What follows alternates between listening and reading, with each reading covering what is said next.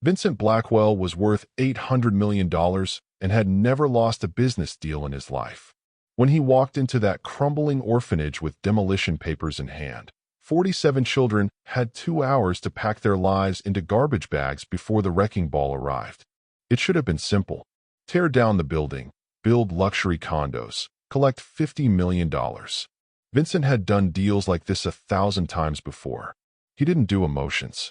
He didn't do sentiment. He did profit. But then he heard one 8-year-old boy whisper something that stopped him cold.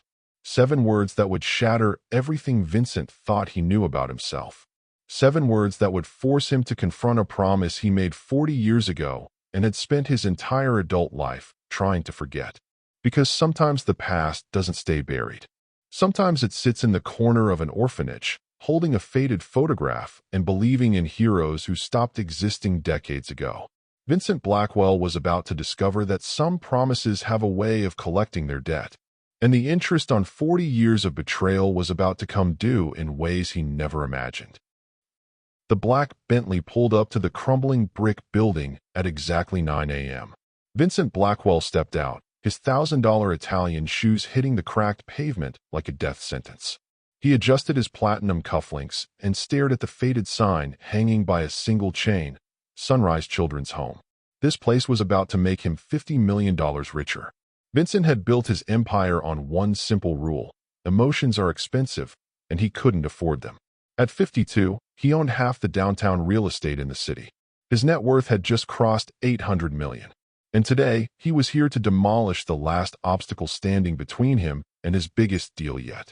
The orphanage sat on prime downtown real estate, the kind of land that developers killed for. Vincent had already signed the contracts with Meridian Holdings. Luxury condos would rise from these ashes within 6 months. The 47 kids living here? Not his problem. He pushed through the heavy wooden doors that groaned like they were in pain. The smell hit him immediately. It wasn't unpleasant exactly. It was the scent of old wood, industrial soap, and something else he couldn't quite place. Something that made his chest tighten for reasons he refused to acknowledge. Director Patricia Hayes appeared in the hallway like she'd been waiting for him. 45 years old, graying hair pulled back in a practical bun, wearing a cardigan that had seen better decades. Her eyes held the kind of exhaustion that came from fighting losing battles for 15 years. "Mr. Blackwell," she said, extending a hand he pretended not to see. "Thank you for coming personally instead of sending your lawyers." Vincent pulled out a manila envelope thick with legal documents. "Don't thank me yet. I'm here to make this simple. You have until 11 a.m. to get these kids packed and ready for transport. The demolition crew arrives at noon." Patricia's face went white. 11 a.m.? That's 2 hours. These children have lived here for years. Some of them have never known another home. Then they'll adapt quickly. Vincent checked his Rolex. 2 hours is generous. I could have had the sheriff's department handle the eviction. "Mr. Blackwell, please. These aren't just numbers on a balance sheet. Tommy Rodriguez has been here for 2 years waiting for his family to find him. Zoe Williams finally stopped having nightmares about her parents' accident. You can't just scatter them across different facilities like their inventory." Vincent's jaw tightened. "I can and I will. This building is condemned. The plumbing hasn't worked properly in a decade. The heating system is held together with prayer and duct tape. I'm doing these kids a favor." "A favor?" Patricia's voice cracked. "By destroying their home? By forcing the state to place them somewhere that won't collapse on their heads." Vincent turned toward the main hallway. "I'm going to do a final walkthrough to document the condition of the property. When I come back, I expect to see progress." He left Patricia standing there, her hands shaking as she held the eviction papers. Vincent walked deeper into the building, his footsteps echoing off the worn linoleum floors. The walls were covered with children's artwork, crayon drawings of families that existed only in dreams. Construction paper houses with crooked chimneys and smiling stick figures. He kept his eyes straight ahead. The main room opened up before him like a museum of poverty. Mismatched furniture that had been donated by people clearing out their attics. A television from the 1990s balanced on a wooden crate. Toys that had been loved to death and then loved some more. Kids of all ages were scattered around the room. Some were playing with building blocks on the floor. Others sat reading books with missing pages. A few just stared out the windows at the city skyline, maybe wondering if they'd ever be part of it. Vincent made mental notes for his report. Cracked ceiling tiles. Water stains spreading across the walls like cancer. Electrical outlets that sparked when you looked at them wrong. This place should have been condemned years ago. But something nagged at him. Something about the layout of the building. The way the hallway curved to the left. The position of the windows. The height of the ceilings. He shook his head and kept walking. He had work to do. In the corner of the main room, Vincent noticed a small boy sitting alone. 8 years old, maybe 9. Dark hair that needed cutting. Brown eyes that seemed too old for his face. The kid was holding something in his hands, turning it over and over like a prayer bead. Tommy Rodriguez, according to the files Vincent had read in the car. Parents dead. No known relatives. A perfect candidate for aging out of the system in 10 years with nothing but a handshake and a bus ticket. The boy looked up as Vincent passed, and for a split second, their eyes met. Vincent felt something he hadn't experienced in decades. Recognition. Not of the boy, but of something in his expression. Something desperate and hopeful and utterly doomed. Vincent looked away and kept walking. The tour continued through the building. The kitchen where 3 women were preparing lunch for 47 kids with ingredients that cost less than Vincent's breakfast. The library filled with books held together with tape and determination. The dormitories where kids slept 3 to a room and counted themselves lucky. But with every step, the feeling grew stronger. This place. He knew this place. Vincent found himself standing in front of a door marked Director's Office. Without thinking, he pushed it open. Patricia wasn't inside. The room was empty except for filing cabinets and a desk covered with bills and grant applications. But on the wall behind the desk, there was something that made Vincent's blood turn to ice. A framed photograph from 1984. Black and white, slightly faded. 43 children arranged in 3 rows on the front steps of this very building. The same steps Vincent had walked up an hour ago. In the back row, third from the left, stood a 12-year-old boy with Vincent's eyes and Vincent's stubborn jawline. A boy who had been forgotten so thoroughly that he'd almost convinced himself he'd never existed. Vincent Blackwell had lived in this orphanage for 8 years. He'd slept in these rooms, eaten in that kitchen, played in that main room. He'd stared out those same windows, wondering if anyone would ever want him. The memories came flooding back like a dam bursting. Waking up at 6 a.m. to the sound of Sister Margaret's bell.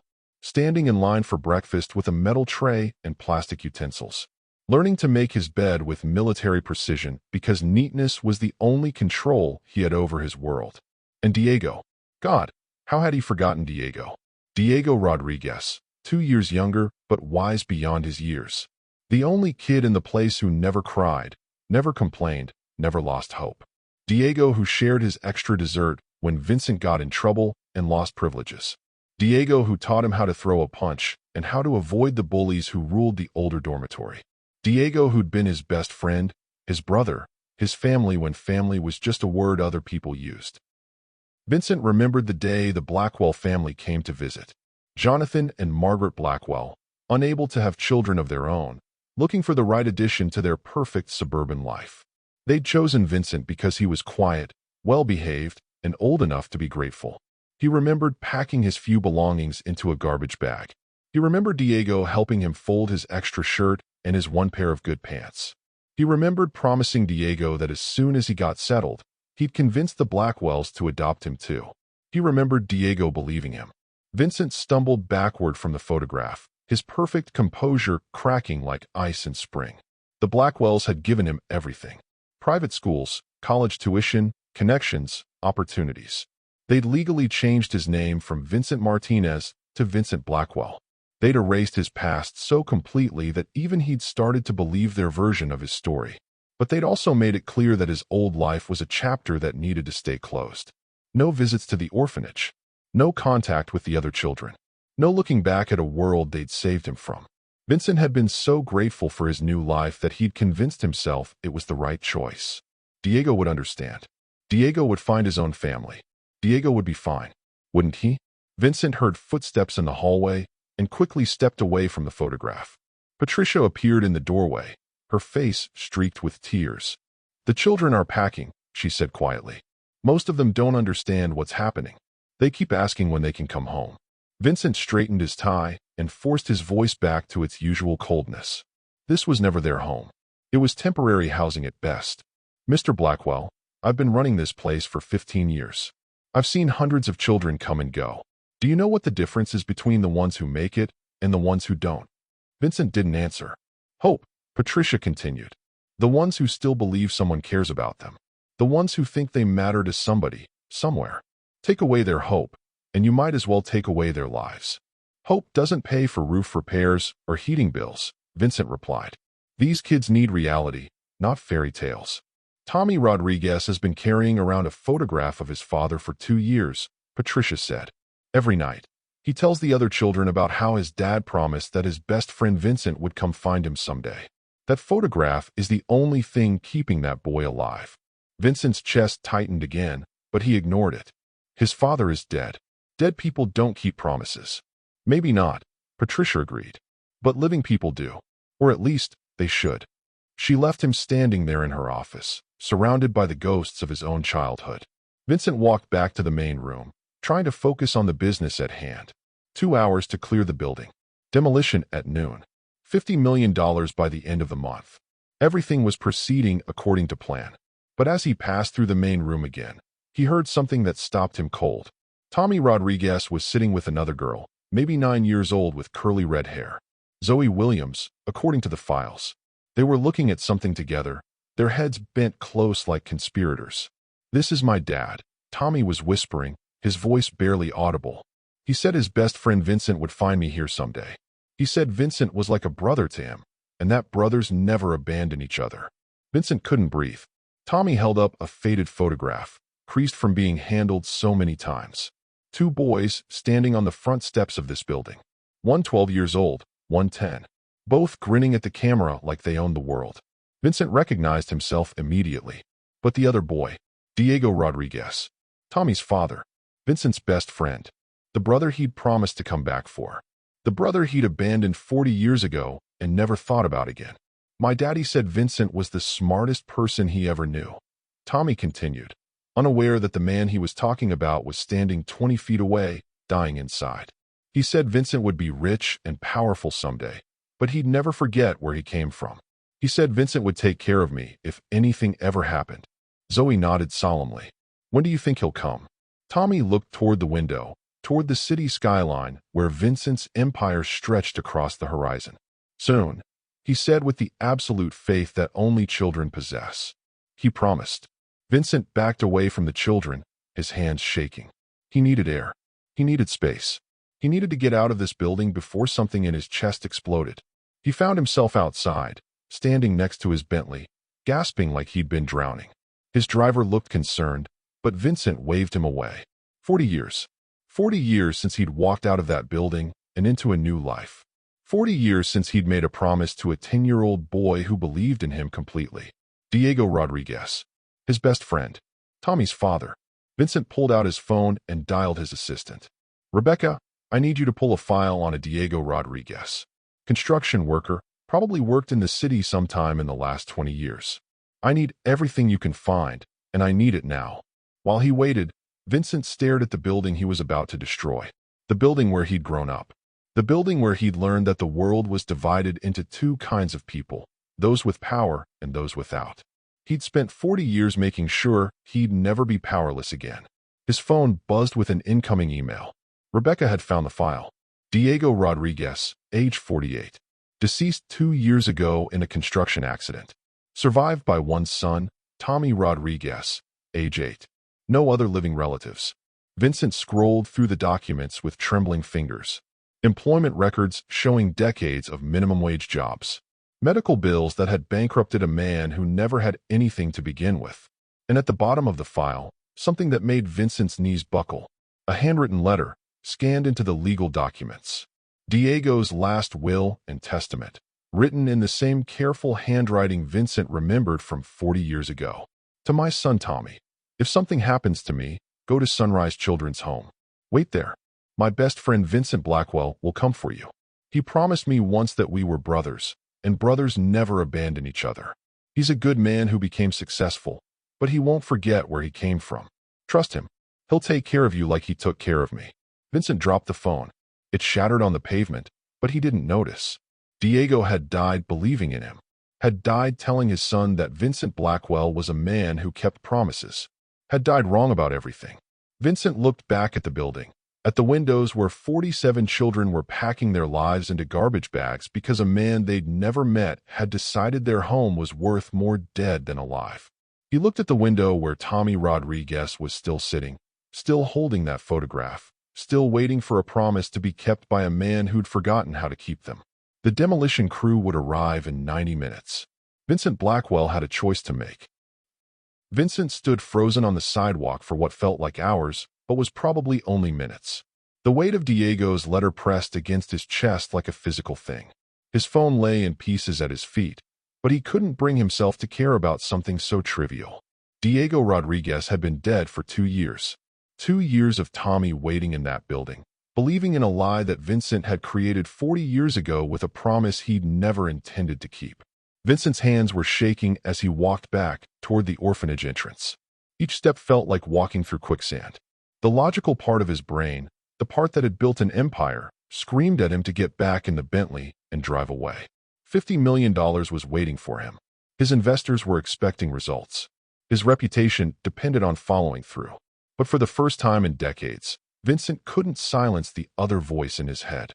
The voice of a 12-year-old boy who had once believed that promises meant something. He pushed through the heavy doors again, and the smell hit him with doubled intensity. Not just old wood and industrial soap now, but something deeper.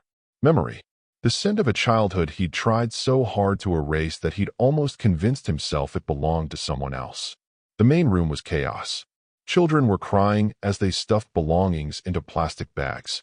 Patricia Hayes moved between them like a battlefield medic, trying to comfort everyone at once while fighting back her own tears. Social workers had arrived with clipboards and grim expressions, ready to sort these kids into whatever facilities had open beds.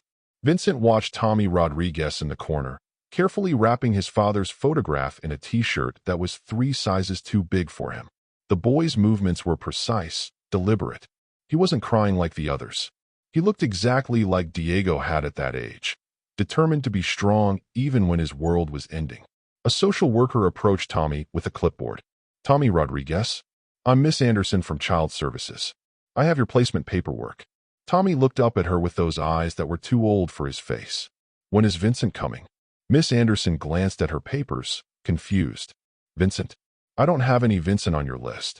You're being transferred to Mountain View Children's Center. It's about 3 hours north of here. But I have to stay here," Tommy said, his voice steady but desperate. "My dad told me to wait here for Vincent. He's coming for me. Honey, your father passed away 2 years ago. The people at Mountain View will take good care of you." Tommy shook his head firmly.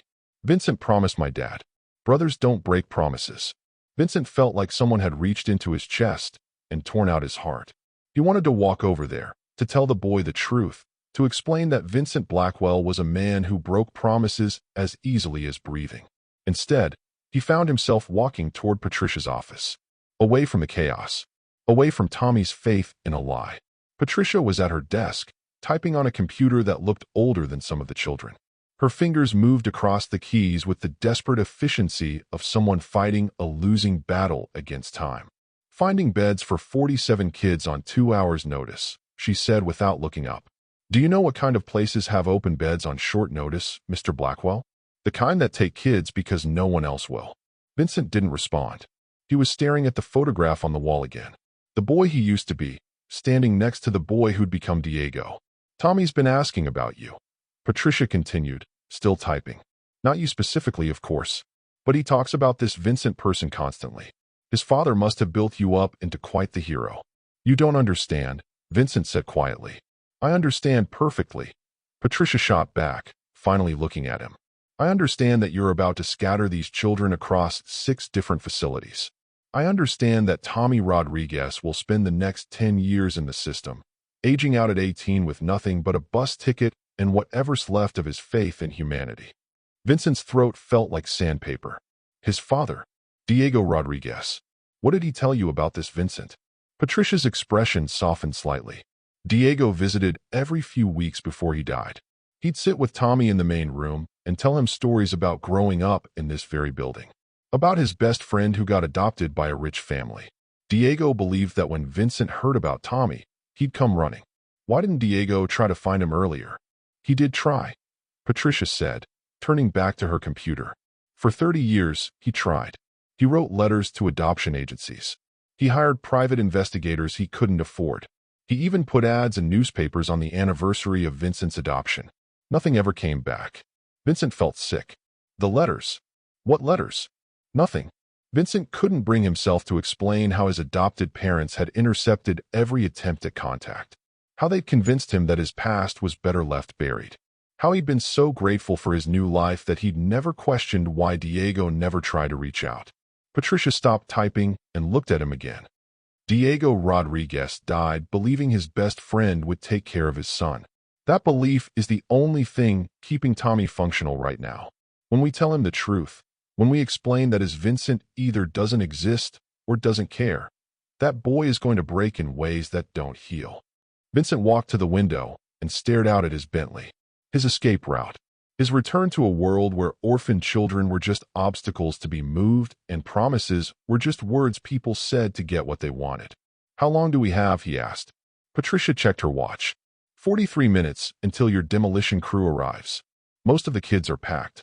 The buses from the receiving facilities should be here any minute. 43 minutes to decide between $50 million and a promise he'd made to a dead man's son. Vincent left the office and walked back toward the main room. The chaos had organized itself somewhat. Children sat in groups with their belongings, waiting for transportation to facilities they'd never seen. Some were still crying. Others had moved past tears into the kind of numb shock that Vincent recognized from his own childhood. He found Tommy sitting exactly where he'd been before, holding his wrapped photograph. Zoe Williams sat beside him, her red curls falling into her face as she leaned against his shoulder. What if he doesn't come? Zoe was whispering. He'll come, Tommy replied with absolute certainty. Dad never lied to me. Vincent approached them slowly, like he was approaching wild animals that might bolt. Both children looked up at him with curious eyes. Are you here to help Miss Patricia? Zoe asked. Vincent knelt down to their level, his expensive suit scraping against the worn linoleum. I'm here about the building. Tommy's eyes lit up. Are you going to fix it? Miss Patricia says the pipes are broken and the heat doesn't work right. Something like that, Vincent said carefully. He looked directly at Tommy, taking in every detail of the boy's face. The same stubborn jawline Diego had inherited from some distant Rodriguez ancestor. The same way of tilting his head when he was thinking. The same hands that moved with careful precision even when their owner was scared. Tommy, your father. Diego. What else did he tell you about Vincent? Tommy's whole face brightened. Everything. Dad said Vincent was the smartest person he ever knew. He said Vincent could fix anything and figure out any problem. He said when Vincent got adopted, he promised to come back for him. Vincent's chest tightened. Did your father ever say why Vincent didn't come back? Tommy considered this seriously. Dad said rich people forget sometimes. Not because they're bad, but because they have so many people depending on them that they get busy. But he said Vincent would never forget about me because I'm family now. The word family hit Vincent like a physical blow. This 8-year-old boy considered him family. Had been waiting for 2 years for his family to find him. What if? Vincent's voice cracked. What if Vincent forgot? What if he's not the person your father thought he was? Tommy shook his head firmly. Dad said Vincent had a good heart, but that life made him forget how to use it. He said when Vincent remembered who he really was, he'd move mountains to keep his promises. Vincent had to look away. This child had more faith in him than he'd ever had in himself. Tommy, I need to tell you something important. Before Vincent could continue, a commotion erupted near the entrance. Patricia was arguing with someone in a loud voice. Vincent could hear her saying something about more time, about the children not being ready. Vincent stood up and walked toward the noise, leaving Tommy and Zoe sitting on the floor. Near the front door, Patricia was facing off with a man in a yellow hard hat and work boots. Behind him, 3 more men with similar uniforms waited by the entrance. You're early, Patricia was saying, her voice strained. We still have 37 minutes. The man in the hard hat shrugged. Traffic was light. We're here, we're ready to work. Blackwell Development pays us to demolish buildings, not to wait around. Vincent felt a surge of anger that surprised him. I'm Blackwell Development, he said, stepping forward. And I didn't authorize you to begin early. The foreman looked Vincent up and down, taking in the expensive suit and cold demeanor. "Mr. Blackwell, we got the work order for noon, but since we're here, you'll wait until exactly noon, or you'll leave," Vincent said in a voice that could freeze steel. "Those are your options." The foreman nodded quickly and gestured to his crew to wait outside.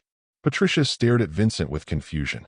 "Thank you, but why does 37 minutes matter if the result is the same?"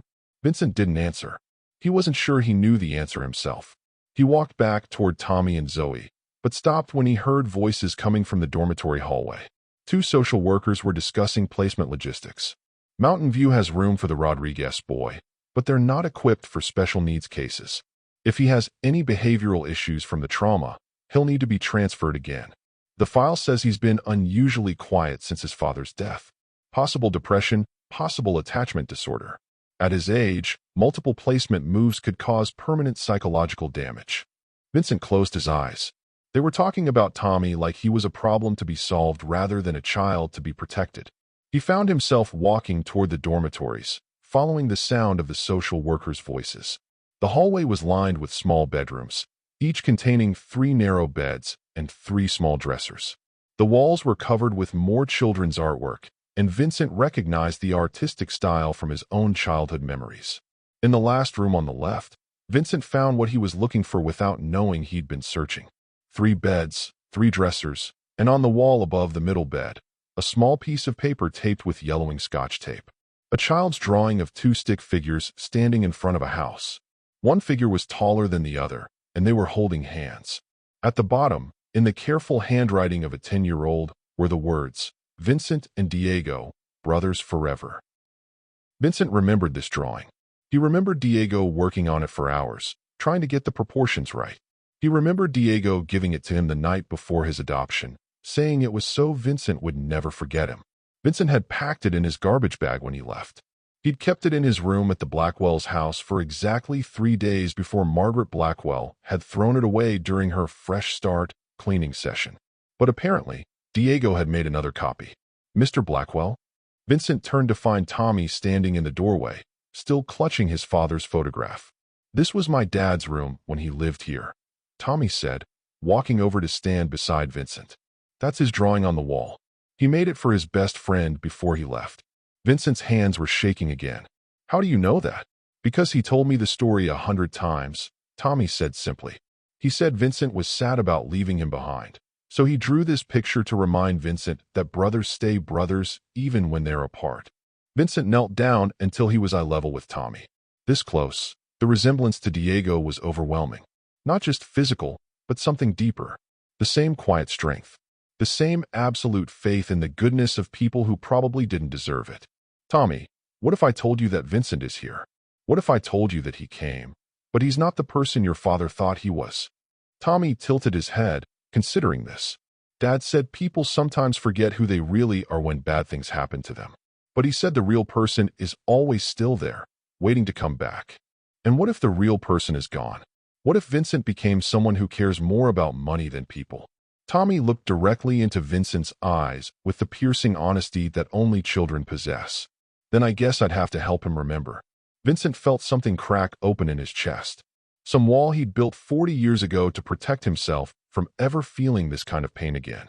"How would you do that?" he whispered. Tommy unwrapped his father's photograph and held it up so Vincent could see it clearly. 2 boys on the steps of this building, arms around each other's shoulders, grinning like they owned the world. "I'd show him this picture," Tommy said, "and I'd tell him that my dad never stopped believing in him. Even when Vincent didn't come back. Even when the years went by and nothing happened. Even when Dad got sick and died. He still told everyone that Vincent was the best person he ever knew." Vincent took the photograph with trembling hands. The boy in the picture looked so young, so hopeful. That boy had believed that friendship mattered more than money, that promises were sacred, that people took care of each other because it was the right thing to do. That boy had been an idiot. Or maybe that boy had been the only real thing about Vincent Blackwell. "Tommy," Vincent said quietly, "what if I told you that I'm Vincent?" The boy's eyes widened, and for a moment, Vincent saw pure joy cross his face. Then doubt crept in. "You're Vincent?" "My dad's Vincent." "I think I am," Vincent said, the words feeling strange in his mouth. "I lived in this room. I was Diego's best friend. I promised to come back for him, and I never did. Tommy stared at him for a long moment, processing this information. Then, instead of anger or disappointment, the boy's face lit up with the kind of smile that could power cities. I knew you'd come, Tommy said, throwing his arms around Vincent's neck. Dad said you would. He said brothers never abandon each other. Vincent found himself hugging the boy back, and for the first time in 40 years, he felt like he might actually be home. But even as he held Diego's son, Vincent could hear the demolition crew outside, waiting for their signal. He could see the social workers in the hallway, ready to take Tommy away to a facility where he'd be just another case number. He could feel $50 million slipping through his fingers like sand. And for the first time in his adult life, Vincent Blackwell wasn't sure he cared. Vincent held Tommy for what felt like forever and not nearly long enough. The boy's small arms around his neck felt like forgiveness he didn't deserve, trust he hadn't earned, and love he'd forgotten how to recognize. When they finally separated, Tommy looked up at him with Diego's eyes shining with tears of joy. You really came. Dad was right. He said you'd remember who you were when it mattered most. Vincent's throat felt raw. Tommy, I need you to understand something. I'm not the person your father thought I was. I came here today to tear down this building, to destroy your home.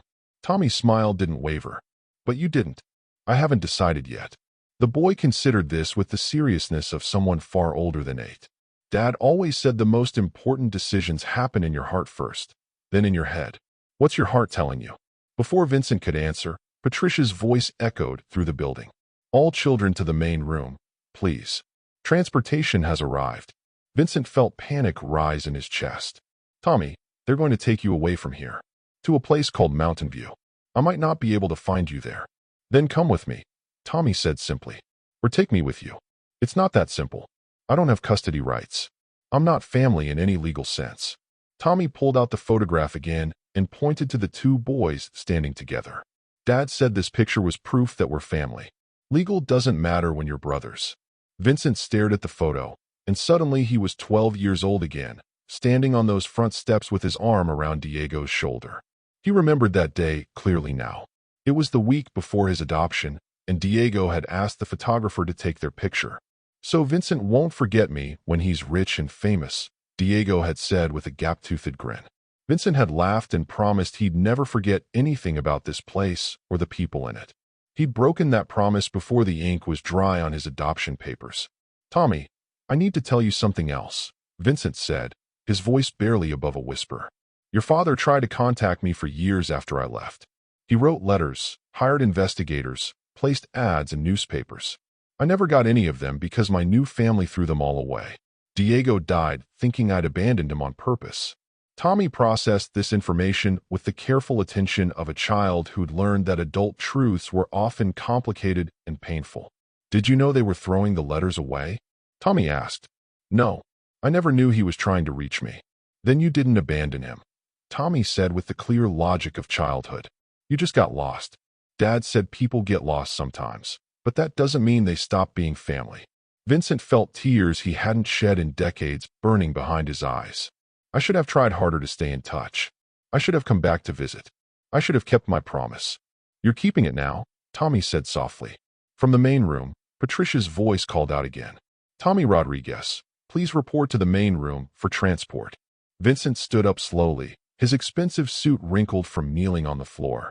He could hear children's voices, social workers giving instructions, bus engines idling outside. The machinery of the system grinding forward, ready to process these kids into whatever slots were available. I have to go talk to some people, Vincent told Tommy. Stay here for a few minutes, okay? Tommy nodded and sat down on the bed that had once been his father's, still holding the photograph like a talisman. Vincent walked to the main room where organized chaos had taken over. Children sat in groups, sorted by destination, their belongings in plastic bags at their feet. Social workers checked names off lists and handed out paperwork. Patricia moved between the groups like a general managing a retreat, trying to comfort everyone while falling apart herself. Vincent found the social worker who'd been talking to Tommy earlier. Miss Anderson, according to her badge. I need to discuss Tommy Rodriguez's placement, Vincent said. Miss Anderson looked up from her clipboard with tired eyes. Are you a relative? I'm Vincent Blackwell. I was his father's closest friend. Do you have legal documentation of guardianship intent? No, but I want to discuss options for keeping him in the city, closer to familiar surroundings. Miss Anderson shook her head. Mountain View is the only facility with an available bed for a boy his age. The waiting lists for city placements are months long. What if I wanted to begin adoption proceedings? Miss Anderson studied Vincent more carefully, taking in his expensive clothes and confident demeanor. Mr. Blackwell, are you married? Do you have experience with children? Have you completed the required training courses? No, and no. Then the process would take a minimum of 6 months, assuming you qualify. Tommy needs placement today. Vincent felt the walls closing in. There has to be something else. Some other option. I'm sorry, but the system doesn't work on emotional appeals. It works on available beds and legal requirements. Vincent walked away from Miss Anderson and found Patricia near the front entrance. She was signing paperwork while tears streamed down her face. 47 children, she said without looking up. 15 years of my life, and it ends with 47 kids scattered across 6 different facilities. Patricia, I need to ask you something. What would it take to stop this? To keep the children here? Patricia looked at him like he'd lost his mind. Stop it. The building is condemned. You have a demolition crew waiting outside. But theoretically, if the building wasn't being demolished, what would it take to keep it operating? Patricia set down her pen and stared at him. Are you serious? Answer the question. It would take a miracle, Patricia said flatly. The state pulled our funding 6 months ago. We're $300,000 behind on utilities and maintenance. The building needs a complete renovation to meet current safety codes. We need at least $2 million to bring everything up to standard, plus operating funds for staff and programs. $2 million. Vincent spent more than that on art for his office. What about licensing? Permits? Legal requirements? If we had the money, the paperwork is manageable. The state would rather keep kids in existing facilities than create new ones. But Mr. Blackwell, we don't have the money. We don't even have next week's grocery budget. Vincent pulled out his phone, then remembered he'd smashed it on the sidewalk earlier. I need to use your phone. Patricia pointed to her office, confusion written across her face. Vincent dialed his lawyer's direct line from memory. Robert, it's Vincent Blackwell. I need you to draft some documents immediately. I want to establish a charitable foundation with an initial funding of $5 million. The beneficiary will be Sunrise Children's Home. I want the paperwork completed and filed within the hour. Robert Preston had been Vincent's lawyer for 15 years and had learned not to question his more unusual requests. $5 million? Vincent, what's this about? Just do it. And Robert? Cancel the demolition contract with Peterson Construction. Pay the penalty fees. Vincent, that's $1 million penalty. Your investors are expecting that property to be cleared by tonight. Then they'll be disappointed. How quickly can you get here with the foundation documents? 45 minutes if I leave now. Do it. Vincent hung up the phone and walked back to the main room. The first bus had arrived, and social workers were loading the youngest children. Vincent watched a 5-year-old girl climb the steps while clutching a stuffed rabbit that had seen better years. She kept looking back at the building like she was memorizing it. Tommy Rodriguez, Miss Anderson called out. Time to go. Tommy appeared from the dormitory hallway, his father's photograph tucked safely in his pocket. He looked around the main room one more time, then walked toward the bus with the resigned acceptance of a child who'd learned that adults made decisions and kids lived with the consequences. Tommy, wait, Vincent called out. The boy turned, hope flickering in his eyes. Vincent knelt down in front of him, aware that everyone in the room was watching. Do you remember what your father told you about Vincent? About what kind of person he really was? Tommy nodded. Dad said Vincent was the kind of person who'd give up everything to do the right thing. He said that's what made him special. Your father might have been wrong about a lot of things, but maybe he was right about that one thing. Vincent stood up and addressed the room in a voice that carried the authority of someone accustomed to being obeyed. Ladies and gentlemen, there's been a change of plans. The children will not be leaving today. Sunrise Children's Home will remain open and operational. The room fell silent except for the sound of a 5-year-old asking her social worker why everyone had stopped moving. Miss Anderson was the first to speak. Mr. Blackwell, you can't just decide that. There are legal procedures, funding requirements, state inspections, all of which will be handled, Vincent replied calmly. I'm establishing a charitable foundation to fund this facility permanently. Full renovations, upgraded equipment, expanded programming, and competitive salaries for all staff. Patricia dropped her clipboard. Vincent, what are you saying? I'm saying these kids are home, and home is where they're staying. Tommy looked up at him with an expression of pure wonder. You're really doing this? You're really keeping us all together? Vincent looked around the room at 47 children who'd been minutes away from being scattered across the state. Kids who'd been processed like inventory, sorted by age and availability rather than treated like human beings with feelings and connections and the need to belong somewhere. I made a promise 40 years ago, Vincent said, his voice carrying across the room. I told your father that brothers never abandon each other. I broke that promise once, but I won't break it again. Tommy threw his arms around Vincent's waist, and suddenly other children were crowding around them. Kids who'd never met Vincent but understood instinctively that something important was happening. Something that meant they didn't have to say goodbye to their friends, their rooms, their sense of home. Patricia was crying openly now, but her tears had changed from grief to shock to something that might have been joy. Vincent, are you sure about this? $5 million is nothing, Vincent finished. $5 million is nothing compared to what these kids are worth. One of the social workers was talking rapidly into her phone, explaining the situation to someone at the state office. Another was trying to convince the bus driver to wait while they figured out what to do with the children who'd already been loaded. But Vincent wasn't paying attention to the logistics. He was looking at Tommy, who was still hugging him like he was afraid Vincent might disappear if he let go. Tommy, I want you to know something, Vincent said quietly. Your father was right about me, but not in the way he thought. I'm not naturally good. I spent 40 years proving that money mattered more than people. But being here, meeting you, remembering who I used to be, maybe your father was right that the real person is still in there somewhere. Tommy looked up at him with Diego's eyes full of wisdom and forgiveness. Dad always said you just needed someone to remind you.